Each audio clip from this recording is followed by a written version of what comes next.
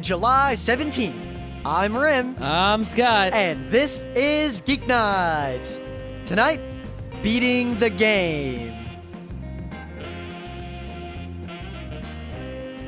Let's do this.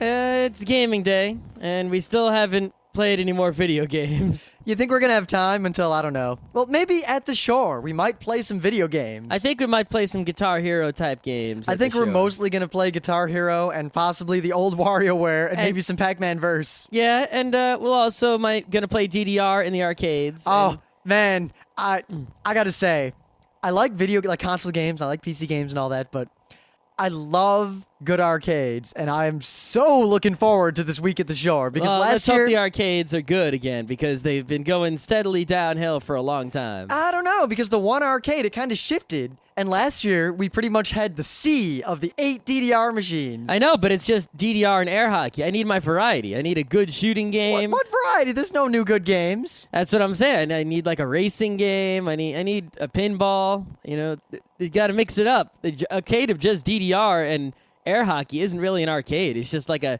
DDR air hockey place. See, I guess my expectations are just so lowered by the fact that real arcades pretty much don't exist outside of Chinatown. Well, Japan. Yeah. Well, in the U.S., they don't exist so much anymore. I know.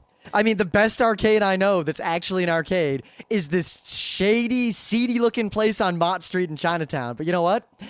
They've got GigaWing. Yeah, but at Kineticon, the video game room, we didn't play so much in there. You know, all con video game rooms, except for Katsucons, are identical. Pretty much. But we did have some fun in the board game room. Played some Goa, which is a game you might remember we failed to play in the past because the rule book sucks. Well, it wasn't so much that the rule book sucked. It was partially that the rule book sucked. I think it was primarily that, one, the game seems a lot more complicated than it is. Yep. 2, involves many disparate mechanics. Mm-hmm. 3, there was a dog barking in the room. 4, there were a bunch of people barking in the room. 5, we only had an hour. None of us knew how to play. Yes, having someone actually knowing how to play, teaching you how to play that game is probably the only way to really learn easily. Regardless, it's an awesome game, and expect to hear about it in the future. Not the near future, but the future for certain. Someday. Yes. So, in the news. This might not sound like gaming news at first, but on July 13th, 14th, and 15th in Union Park, I think near Chicago, right? There was a Pitchfork Music Festival, or I guess a music festival known as the Pitchfork Music Festival. Do they make music with pitchforks? No, but it had a lot of high-profile bands such as Mastodon and the GZA and a whole bunch of others that are listed on this website. Uh-huh. De La Soul, the William Parker Quartet. It seems like a real, varying styles music festival. Something with, something for everybody. It's the kind of thing I like. Yeah. I would have gone if I lived anywhere near Chicago and I knew about it. And I wasn't doing anything this weekend.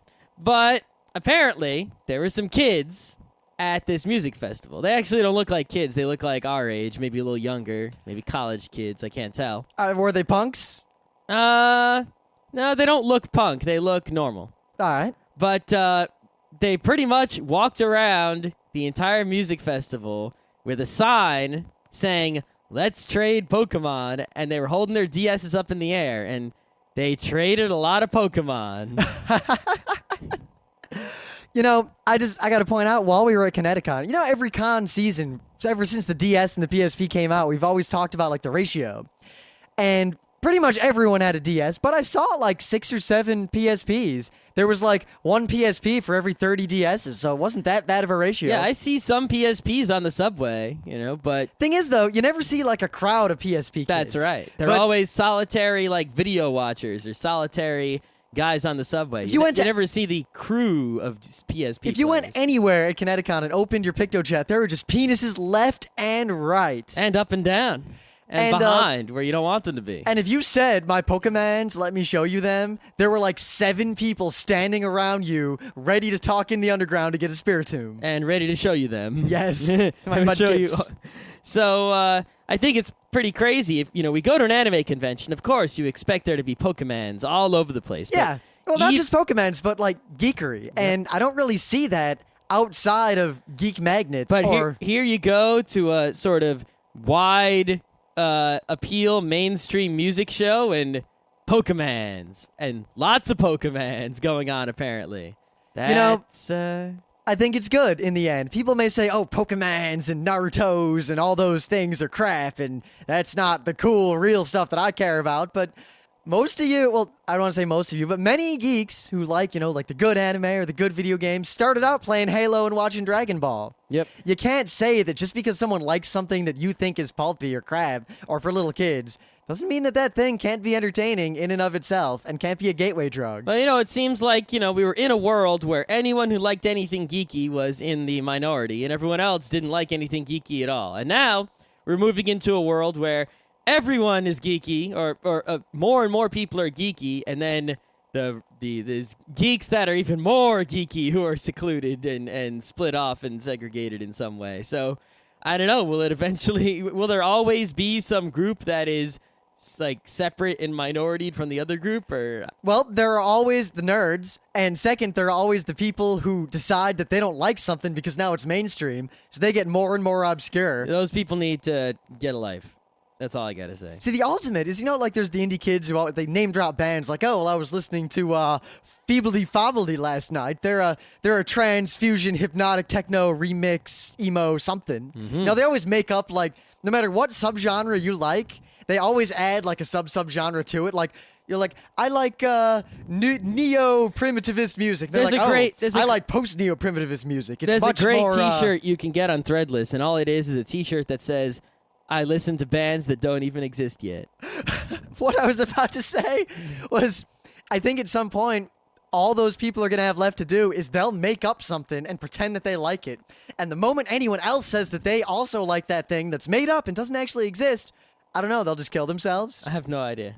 But regardless, Pokemans. Let me show you them. I heard you like them. There's been all this news about E3, and I don't want to get into the details of, oh, E3 moved, or, oh, it's not what it used to be, or, oh, news happened at E3. It's small, it's insignificant now, blah, blah, blah, blah, blah. All I really want to say is, I'll be perfectly honest, and that as hardcore as I am into video games, granted, I'm not quite as hardcore as a lot of, modern hip hardcore gamers, since I mostly like platformers and older games, and I played Nintendo games more than anything else. Yep.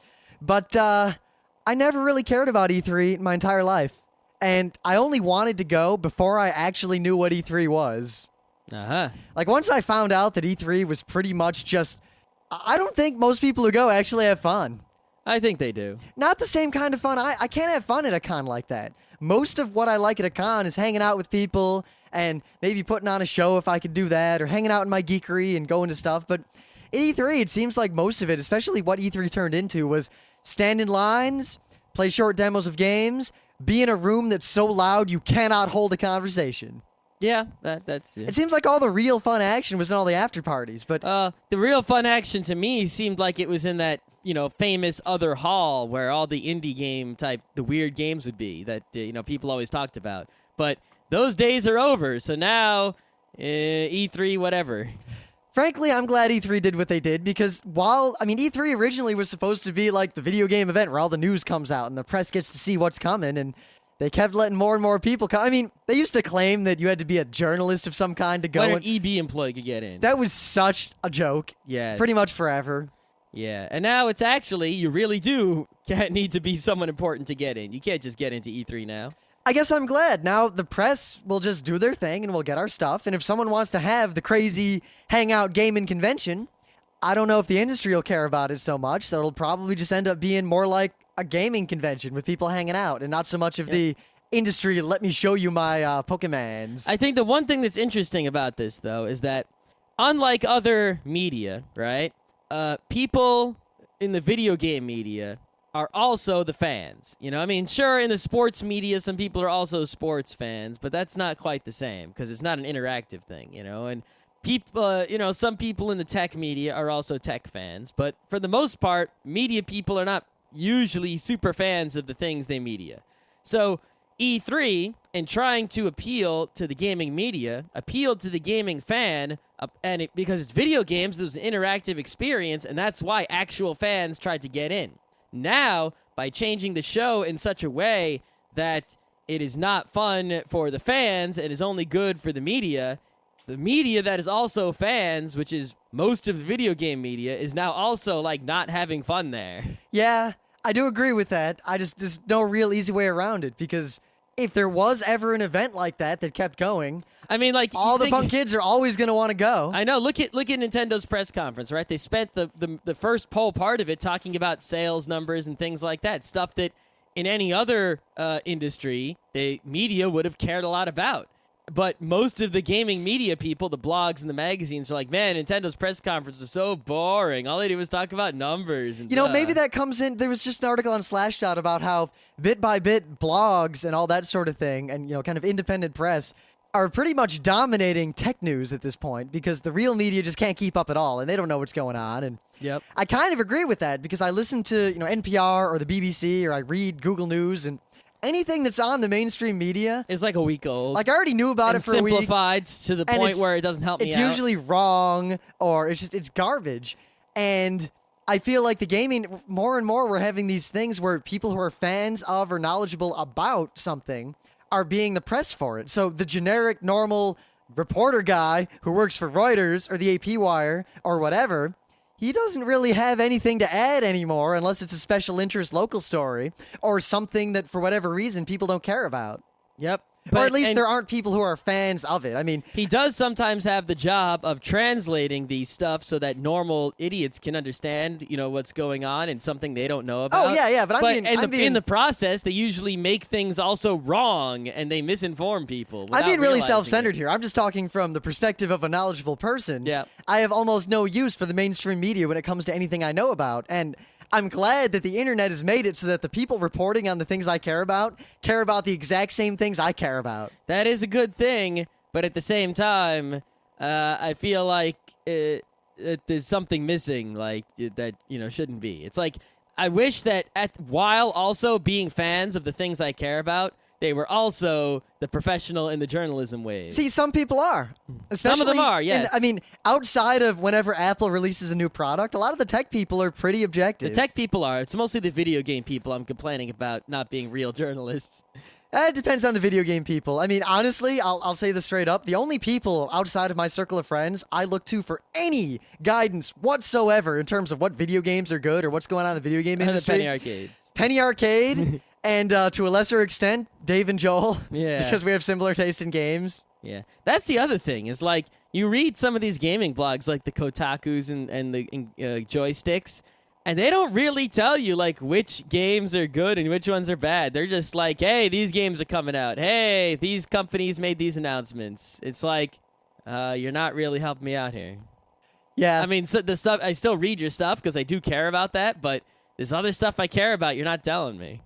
Honestly, though, I don't really have a strong opinion. I just needed to pick a crap news to get the show over with, because I agree. I got a million things to do before, tonight's pretty much the night. We have to get everything done for the next 2 weeks of Geeknights. I'm doing laundry while doing the show. Yeah, and I'm actually working on 2 other Geeknights kind of while we're recording, and it really sucks. Yep.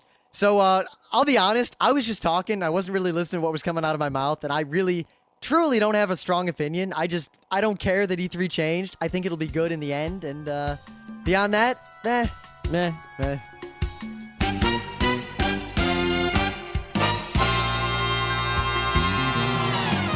Mom. Things of the day. But yeah. Things of the day. So Emily showed this to us last night, and it reminded me enough of the You Can't Live 10 Pokemon that I just had to talk about it. Plus, it's not on the top of Dig right now, so you can't, It didn't really remind me of the You Can't Find 10 Pokemon so much. Mostly it was the things the guy was saying before they let him in the car. Yeah, that Just when did he- remind me. Because that part right there, he's like, I think this dog is staring at me. Yeah. I don't know what he wants. Once the guy was in the car, I just wanted to hit him and throw him out of the car. I don't even know why the people let him in. They should have just driven off. I don't know what they were stupid. They got what they deserved. Apparently, a friend of Emily's back at NYU was working on this, so she saw him working on it. Now it's done, and it's online, and it's pretty funny, I gotta say, because I've been in a similar situation. Someone in the really past. needs to just make a website that's, because there's a lot of colleges out there with animation programs, and they just need to make a website that says, all college students with making animation projects, when you are done, put them here, and then we can watch all of them in one place.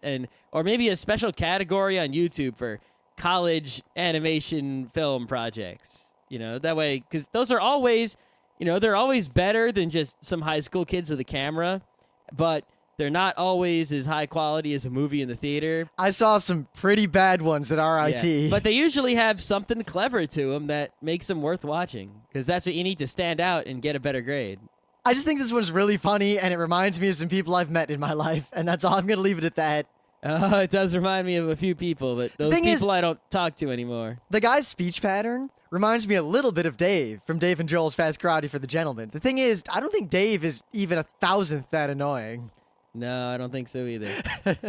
So, my thing of the day I'm watching right now, but I turned the audio off because I know Rim will yell at me if I try to play it out of my laptop speaker and into the microphone. I will, but I'll probably keep it in the show because I'm too lazy to edit, but I'd probably go, now I got to edit that out, and then... But anyway, go ahead. Oh, it's not loud enough anyway. I just played it for a second. But anyway, there's Snoop Dogg is a hip-hop and rap guy who I don't really... I know of him, which says a lot. And I know some stuff about him, but only the barest information. Apparently, he has this song called "Drop It Like It's Hot" because I don't understand any of the other words because I didn't really pay attention to what they were so much. I could probably figure them out. And the song is "Drop it like it's hot, drop it like it's hot, drop it like it's hot, something, something, something." Right. Apparently, somebody realized that this song is basically the same as the song in Kirby. Do do do do do do do do do do do. Man, we're not nearly as good as that. No. As Dave and Joel are. No, but Joel. But the some guy made a YTMND and also a YouTube where he basically took a repeating animation of Kirby dancing after beating Wispy Woods.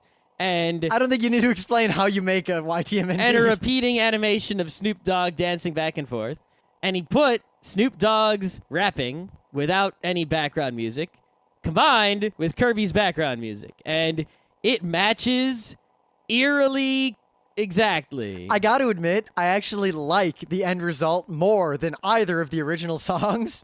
And I kind of need an MP3 of that to just listen to. Yeah, it's a good song, man. You should check it out. Now, we were talking about it, and Ido actually last night showed us another thing that's similar to that with the Phoenix Wright song, and we realized something. Hip-hop, in particular, the chord structures tend to be repetitive and simple. I can think of one other kind of music that is generally chord-wise repetitive and simple, and that is video game music. The odds are there are a lot of hip-hop songs that coincide with video game music. There are. What was the example we saw? It was Well, there was the Phoenix Wright thing. Yeah, it was Phoenix Wright plus some other rap guy, but they sort of had to slow down the Phoenix Wright music and whatever, but this is just exact out of the box. It's almost as if Snoop was rapping to Kirby, which he might have been for all we know. The odds are not zero, but yeah, this is scarily accurate, and I'm sure there are many others that are close, but this is damn. You got to hear this shit. Damn. Now, what we need to do is find some guy who's good at rapping, maybe a nerdcore guy, and get him to do the hip-hop thing where you just have beats from video games and just rap straight up over that. Yeah, because they do have the chiptune action, right? Yep. And we do have the nerdcore action, but the nerdcore action is usually nerdy lyrics like about Boba Fett or something on top of normal hip-hop music. Someone's got to do a nerdcore hip-hop on top of just video chiptunes. You gotta get a merging going on. And that would be super awesome. So, we, of course, it's the week between the con and the con, so we didn't really have anything planned. And I kind of expected to skip this week entirely, but we're plugging through and doing shows anyway for some reason. Yeah. We also still have to record some... Well, no, we had to make some crap shows to fill in next week when we're not here. Yeah, I pretty much have to do all of that tonight. That's fine. So today, we tried to think up something to talk about, because we haven't been playing video games lately, so we didn't want to talk about the board games quite yet. So we found a topic in video games to discuss. See, I remember when I was a kid that this mattered a lot more to me than it does now. I think that's the point of this discussion. Yeah, and we might have talked about this before. I don't think we did. Even if we did, it was only as part of another episode or something, so I don't really care. I can say it all again, and I think I have enough relevant anecdotes. Yep. But beating the game was such a big deal to me when I was a kid. I remember if I beat a game, I would call my friends like immediately, no matter what hour it was. Be like, dude, you gotta get over here. I'm about to see the end of Guerrilla War. And they'd all come running. Yep. Well, originally when I was playing video games, it was just score. And even playing Mario 1, I felt like the game would go on forever. Like an end wasn't even something in my mind. Like it didn't even conceive that there would be an end to the games. I figured they just kind of went on, and it was I got to keep going, get farther, and see more stuff. And a lot of the appeal of video games, especially as soon as we got to the NES games, was, oh my God, I got to a new level. I get to see some new stuff. Because playing Atari games, you see the same thing over and over again. Yeah, I mean, Atari games, monsters didn't even change color as you went on. Yeah. In Berserk, they did a little. So a lot of the fun for me as a kid playing video games was when I went to a new level, there'd be a new bad guy, like a Hammer Brother. Holy shit.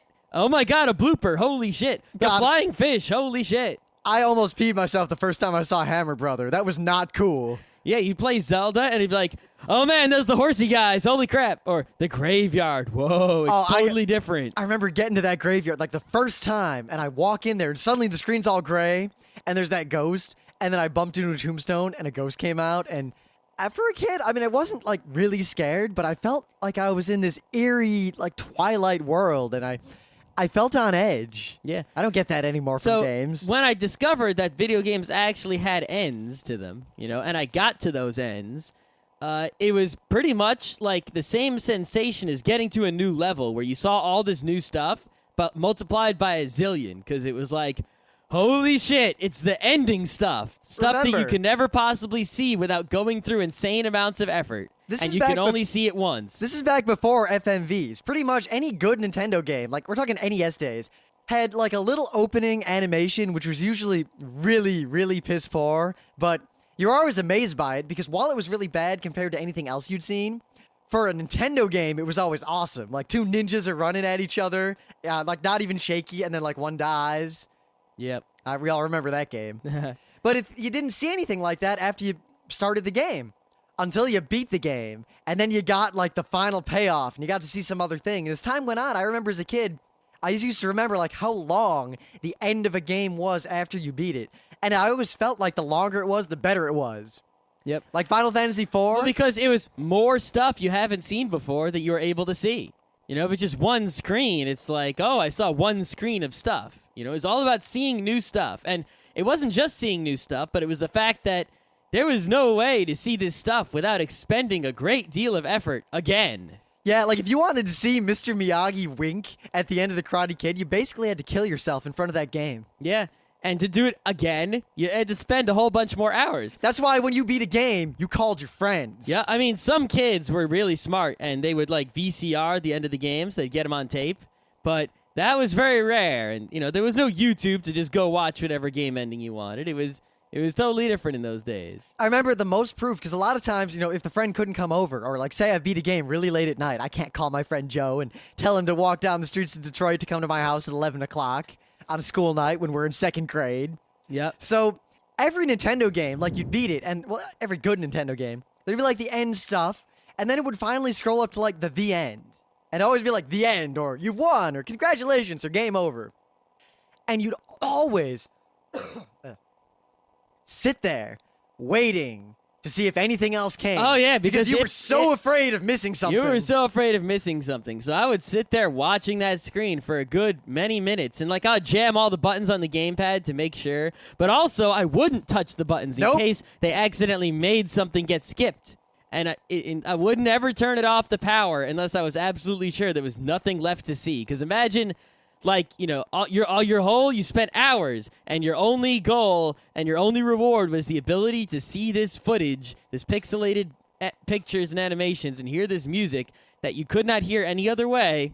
And if you missed any amount of that, you had to do all of that again. I remember as a kid, if there was any randomness or luck involved, or if it took a long amount of time, or if there was no save game, that was a nightmare. You might never do it again.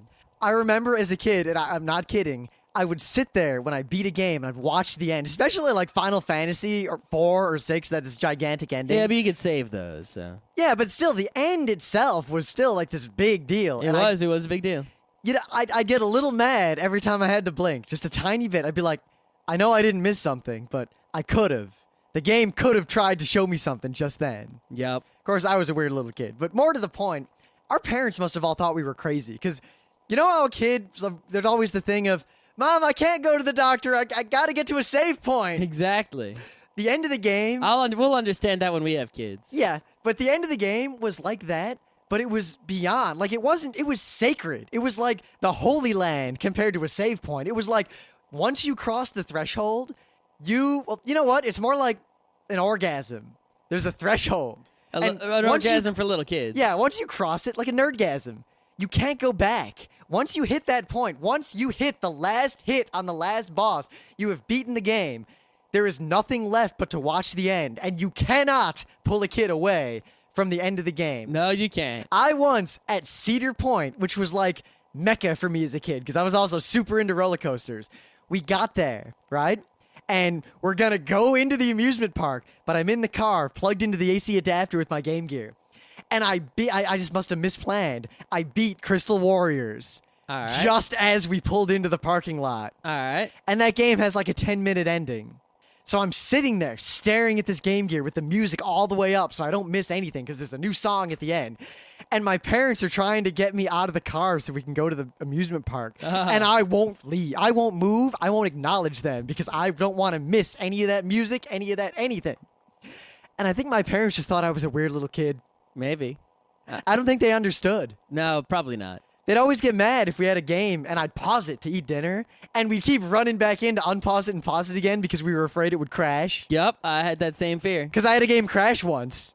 I think it was Wizards and Warriors 3. That game sucked, by the way. It did suck ass. That was the one with the elements? Yeah, nah, I think that was 2. Was 3 it? was the one where you could like turn into a thief and you had to sneak past the ogre and you couldn't fucking save the game. Whatever. Wizards and Warriors, not so great. Yeah, there were basically 2 times I beat the game that were lifelong memorable. One of them was when I beat, right, I think it might have been the first game I beat was Mega Man 2. Oh, that's a good and game Mega to Man beat. 2, you know, it's I like, never beat that on hard. I remember, I think I beat it one morning really early before Saturday morning cartoons, and it was like all suspenseful there, and it's like the alien came out, and it was like, oh shits, OMG, oh shits. And nowadays it's just like, yeah, alien, you're dead. The one that really stood out for me was Final Fantasy 1. Because the first time I'd played that game, I got to the end, but I had a crap party because I didn't know much about the game. And I totally wasn't ready to win, and I would have had to level forever, and I ended up just giving up and starting over. So I get to the end again, and I'm leveled up, and everything's going great. And I'm like, okay, I can do this. And first I get to Tiamat, and I'll skip that, I'll get to the end. So I get to the end of the game, and just before I get to the final boss, Chaos, the game totally fucks me over, and 2 of my characters die, including the White Mage. So I'm sitting there thinking, son of a bitch. Does Son she have of a any bitch. items? Not to bring myself back to life. Uh, Son of a bitch. You know what? Whatever. I'm just going to fight him and die, and I'll come back here again. So I just fight him. And I won. yep. I won. Not that hard. Partly because winning Final Fantasy 1 is pretty much random, because Chaos might just cast XXXX on everyone, or he might just cast Fire 1. You really don't know. Yeah, it's good. It also depends a lot on your levels. If you have Yeah. enough levels, you can just win. The same thing happened to me when I fought Because then Tiamat. he'll cast XXXX and you'll be like, whatever. I was just about to fight Tiamat, and then I'm thinking, come on, no Warmech, no Warmech, no yeah, Warmech, that's right, no Warmech. Warmech. I got was to the about end. to say something about Warmech. Warmech comes up on the last step. For anyone who doesn't know, in Final Fantasy 1 at the end of the game, there's a bridge. And you go over this bridge. And I think every step you take on the bridge, there's a 1 in 255 chance of the Warmech appearing. Yeah, basically lost civilization, technology from beyond time, and there's this nuclear machine, and there's a tiny chance you'll run into it. And basically, it'll fuck you up. Yeah, so it was always this cool thing because most people didn't even know about it. And, you know, some kids would be like, no, I had to fight the Warmech. Like, what Warmech are you talking about? You know, like A lot of people didn't believe you. Yeah, and it was like 1 in 255 people saw the Warmech or so.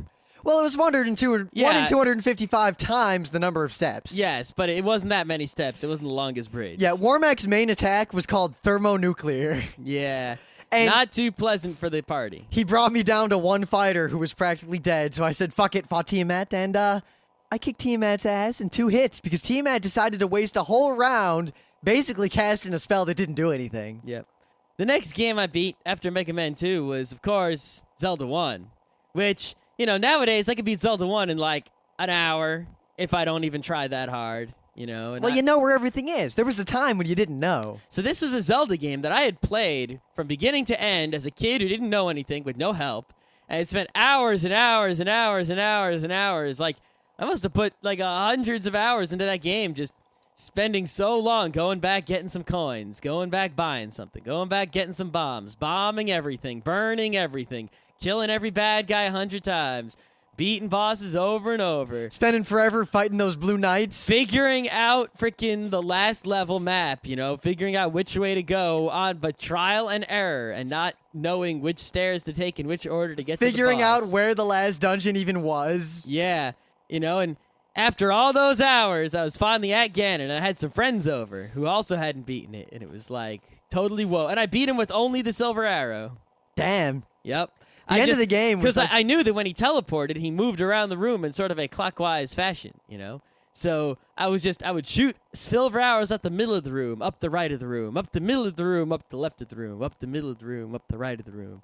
And I brought in all these coins with me, and eventually he appeared red, and I shot him with, I got him. And he was like, holy shit, you got him. Actually, speaking of Zelda, I think the other really big With one. my red potions. Red potion. Yep. I just always wondered, because they always offered you the blue potion. Like, you could buy it. The blue potion is if you were poor and you needed to do something. No, if you're poor, you gotta get some freaking rupees. But what if you need some potion to get some rupees? You don't. You can get rupees anywhere. Just kill stuff. Well, you can always go to the ferry, which is the thing. Yeah. So Yeah. pretty much you have to be stupid to buy the blue potion. Yeah, most of the time. Yeah. Well, it's kind of like giving up the heart instead of the money. Even on the first play of the game, I was not so dumb as to take the heart or the potion instead of the heart. Yep. But probably my most triumphant moment in beating a game, because honestly, as a kid, as much as I love Zelda 2, I never beat it. I couldn't beat it. That game was really hard. I didn't beat it either. Well, at RIT, As a kid, anyway. we had Zelda 2 on the GameCube. And Scott and I had a friendly wager, like, let's just see who beats it first. And Scott got kind of ahead, but then I really started catching up. And one day, I was home, and I had like an hour to kill before I went to Anime Club. And Scott was already over there, or on his way. He had work or something.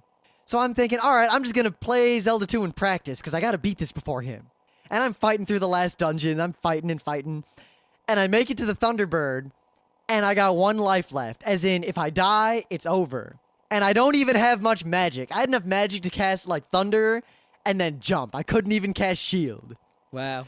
So I'm like, all right, I'm just going to fight it until I die. And I'm fighting it, and I'm fighting it, and I'm fighting it. And as I'm whittling it down, I'm thinking, like, more and more, it's like, I hope I just die. Because the closer I get, the more it's going to suck when I finally do die. Yep. And I ended up beating the game. So Yeah. this seems to be a trend with me. I always beat Nintendo games when I think I'm not going to beat them. I think it's almost like if I'm going in like I'm going to beat this, the pressure's on. But if I've already resigned myself to losing, the pressure's off, and now I move into this like zen state of beating a Nintendo game. Doesn't work in real life at all. And in our Zelda competition, I did get to the last level, and then I just didn't care anymore. We were both like at the end, and it just sucked. But so I go to the RIT Anime Stupid Club, jumping knights. and I'm the president. I get to talk in front of the club before the thing, and Scott's in the audience.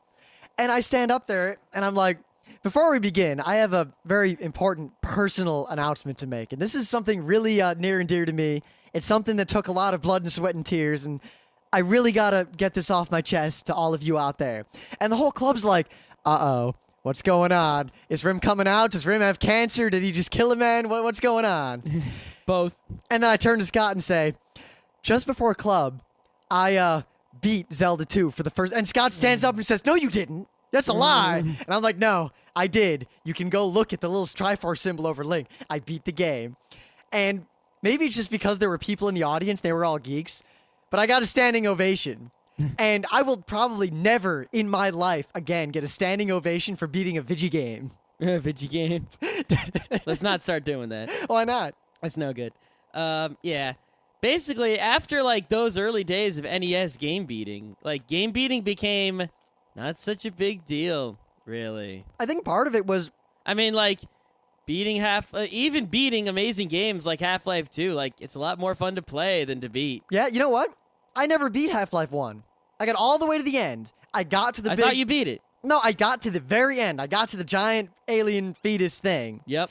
And at that point, I was like, wow, I pretty much beat it. This just isn't fun, this last part. So I didn't do you it. got to beat it because the ending's actually pretty I clever. watched the ending. Oh, all right. Yeah. How'd you- Because my game came with a save game at the end. Oh, alrighty then. So I skipped the final battle just because the battle wasn't fun. I tried it for like 5 minutes. I Yeah, didn't you've like got to it. like bounce up and throw grenades in its head. But I beat the rest of that alien world, and that was great. Yeah. Yeah, that's the thing with the FPS. They're always more fun to play than they are to beat. Yeah, well, then again, it depends. Like the single player Quake 1, Quake 2 wasn't even fun to play. It was somewhat fun to play. I didn't play either one at all. I think their problem is that they weren't quite Half-Life 2 with the fun, like, other non-shooting stuff. But they weren't quite Serious Sam with the all-out shoot 'em up either. Hey, but then Doom 2 was fun to play, but beating it was such an accomplishment. Really, like I beat all the different things to Doom, and all you got were those screens of text, and it felt like shit. You beat Doom 2? Yeah, Did you? yeah, On Ultraviolence? yeah. Ah. You go and you kill Commander Keen, and No, that's in the bonus levels. that's the bonus level. It's yeah. not the end of the game. That's the end. No, it's not. Yeah, it is. That Comes after the end. No, those two levels are just at the end if you cheat, because that's the number indexes where they put them. Those levels actually take place in the last third of the game. If you take the secret exit, you do those two levels, and then you pick back up where you left off. I don't know about that. I'm 100% sure. Are you going to risk your reputation as a geek on the internet by defying me? I'm just saying I don't know.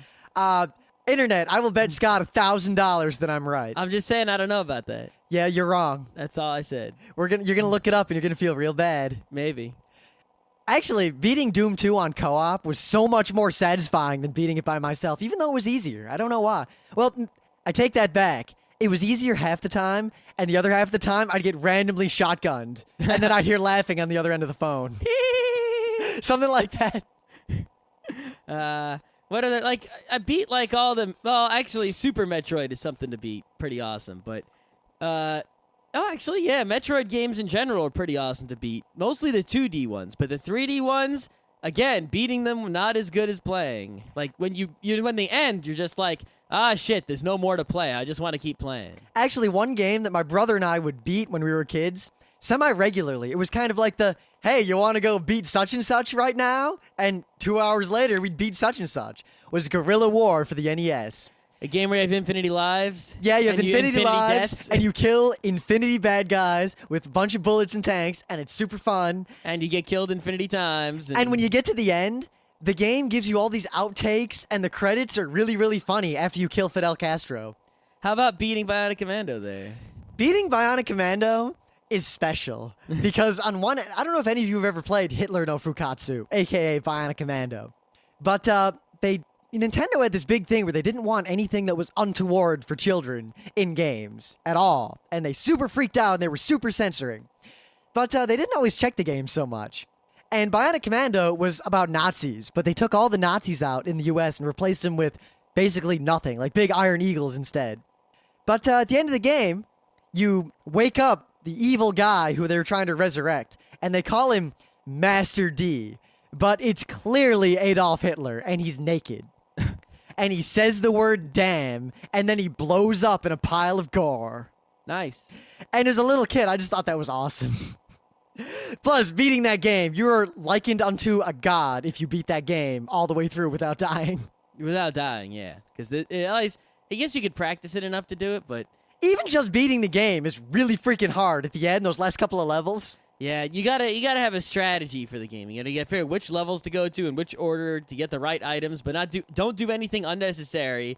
And at the really tricky parts, you have to swing over spikes and fire. You got to do it just right. See, when you really think about it, though, most of the endings to NES games were super lame, like Mr. Miyagi winks, or it says, congratulations, want to play the same game again, hit start, or Even nothing. Zelda, like The Legend of Zelda, the only reason the ending is okay is because you get to see Zelda, and you get to see Ganon, and it just scrolls a bunch of text, and then you're there holding the Triforce. And Now it's think over. of this. This is something I just realized just now. I knew it about Metroid, but Metroid and The Legend of Zelda were two interesting games in that the title characters, or the things in the title, are not ever seen in any capacity until the very end of the game. In Metroid, you don't see a Metroid forever. Metroid, you forget that there's this Metroid in the game. And then Not at in the end- Metroid too. Yeah. And The Legend of Zelda, you don't see Zelda at all until you win. Yep. I think that's kind of neat. I do think that's kind of neat. And I think that was the reason why the endings to those games affected us as kids so much. But Yeah.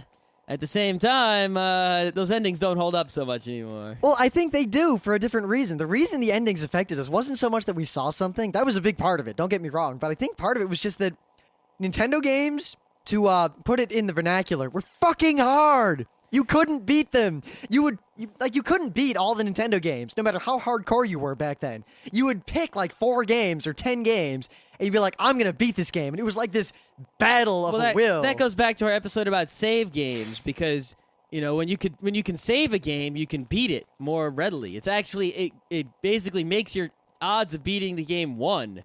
Whereas without save games, it's now really difficult to beat a game, because now not only do you have to repeat parts you've already done, but you have to repeat parts you've already done in order to practice the new part. And if you fail at practicing the new part, you have to do it all again. Whereas with a save game, you can just brute force each part of the game in order till it's done. Yep, that's sadly what happened to me with both of the Castlevanias for the DS. While I really liked them, especially the second one, I totally just brute forced it. Yeah, I didn't me even too. try.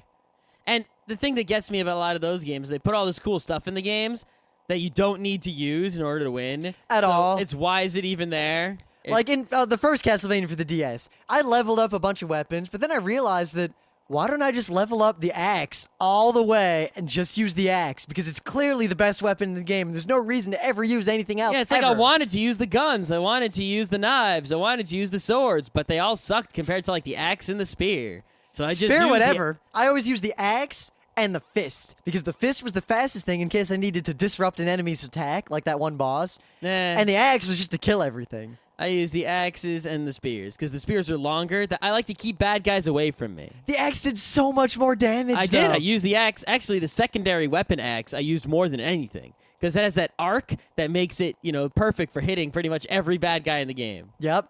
I also use that bone vacuum a lot. I don't know why, but I really liked it. I just But yeah, like that bone even, vacuum, I even crack those up. games, like the end was just unsatisfying. It's like I like playing the games. The feeling I get playing the game is what I want, and I guess the best ending I can hope for is more game. Yeah. Well, I think part of that contributes to the carrot at like those games. Beating was a foregone conclusion. It's just a matter of putting in the time, and that's it, and you'll just beat it. So I feel like my interest in the game can wane. Like, there are a lot of games that I start playing, I get near the end, like the second DS. I got real close to the end of Castlevania DS, the second one, and then I just stopped, and I just stopped caring, and I've yet to beat it. Huh? I just didn't care. But a game like, I don't know, Gradius or Mario 1, I want to get to the end. Like, beating the game is like the thing, and it's like a Boolean. It's not like I beat 80% of the game. It's I beat the game or I didn't. Yep.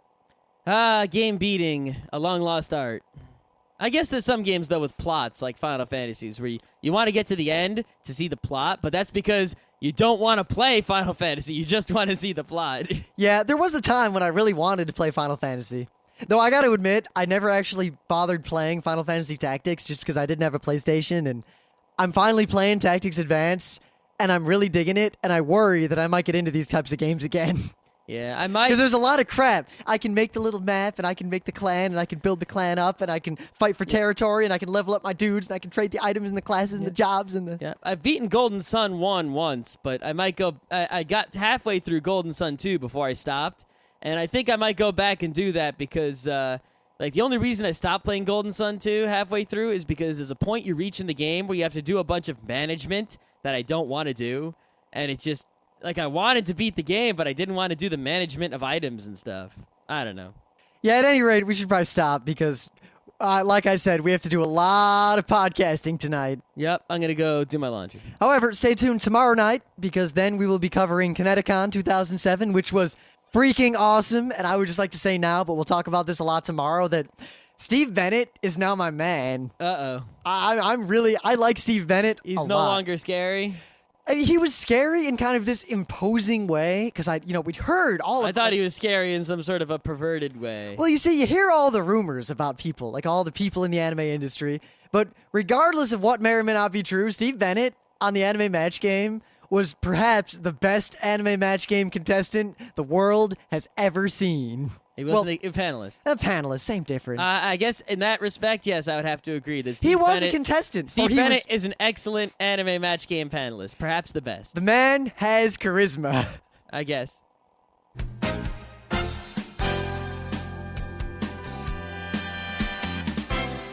This has been Geek Nights with Rim and Scott. Special thanks to DJ Pretzel for the opening music. Be sure to visit our website at www.frontrowcrew.com, where you'll find show notes, links, our awesome forum, a link to our Frapper map, and links to all the RSS feeds. We say feeds plural because Geek Nights airs 4 nights a week, covering 4 different brands of geekery. Mondays are science and technology. Tuesdays, we have video games, board games, and RPGs. Wednesdays are anime, manga, comic nights. And Thursdays are the catch-alls for various rants and tomfoolery. You can send us feedback by email to geeknights@frontrowcrew.com. Or you can send audio feedback via audio. Just click the link that says Send Me an Audio on the right side of our website. If you like what you hear, you can catch the last 100 episodes in iTunes or in your favorite podcatcher. For the complete archives, visit the website, which has everything. Geeknights is distributed under a Creative Commons Attribution Non-Commercial Share-alike 2.5 license. This means you can do whatever you want with it as long as you give us credit, don't make money, and share it in kind. Geeknights is recorded live with no studio and no audience. But unlike those other late shows, it's actually recorded at night.